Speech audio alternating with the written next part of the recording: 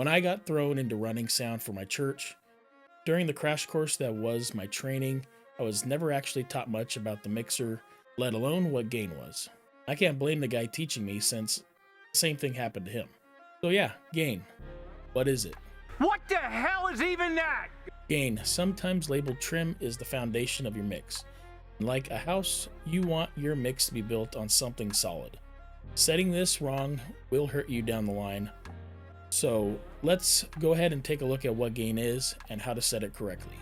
According to Google AI, gain is the amount of amplification applied to a signal, increasing its power, voltage, or amplitude, measured in decibels. Okay, yeah, great. But what is it? For us, gain is the amount of signal from our source that we let into our mixer. Think of this like the water main of your house. As you open it up, more and more water comes into your house, allowing you to use it in different ways. Washing dishes, showering, being able to flush your toilet. Too little water pressure and you can't do anything. Too much and you're trying to drink from a fire hose outside on a hot day.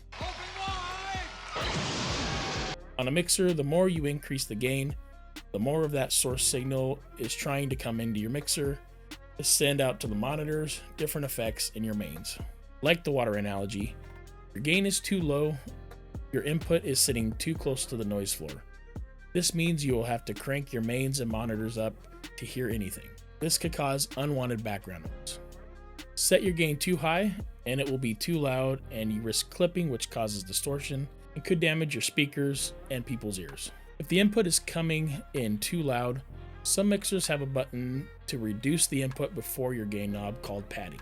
Typically this cut around 20 decibels from your signal. Here's the basic method that works in most situations for setting your gain.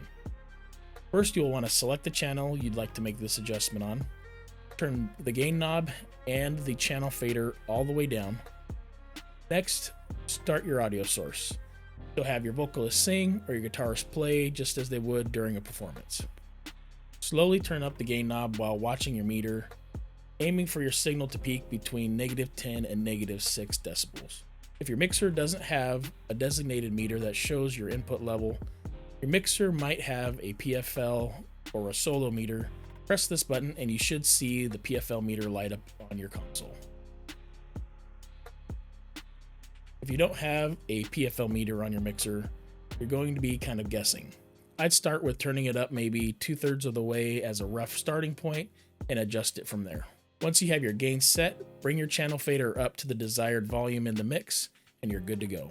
Another method you could use to set the gain is by turning the gain knob all the way down and turning the fader up to unity or 0. Make sure that your mains are on or you're listening to the mix in your headphones. While you have whomever sing or play their instrument, slowly increase the gain until your clipping indicator starts coming on and then back it off a bit. Or use your ears and adjust it until it sounds good and isn't too loud or distorting. If you don't have a pad button, try using an inline attenuator or a DI box that has a pad function. Alternatively, reposition the mic or use a microphone with a lower sensitivity to reduce the input. Now, one thing to be careful also with padding is that your mixer may have a padding button and your DI box as well. Just make sure that both of them are not turned on because they do stack. In a live setting, it's common for performers to play or sing louder during the actual performance than they do during sound check. What? No way. Leave yourself a little headroom when setting the gain at sound check. Keep an eye on your meters and be ready to make small adjustments during the performance. Keep in mind that making adjustments to the gain at this stage will affect other things in the system like your monitors. If you have any questions or would like me to cover another topic, let me know in the comments. If this video helped you out, hit the like button. Please consider subscribing and share the video. Don't forget to check out my other videos. Here's a couple that YouTube thinks you might like. That's it for today. I'll see you next time.